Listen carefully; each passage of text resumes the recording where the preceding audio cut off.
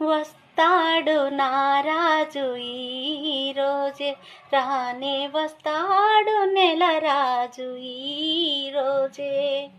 కార్తీక పున్నమి వేళలోన కలికి వెన్నెల కెరటాల పైన కేలి వస్తాడు నారాజు ఈరోజే. వేల తారకల నయనాలతో నీలాకాశం పులకించేను, అతని చల్లని అడుగుల సవ్వడి వీచే గాలి వినిపించేను.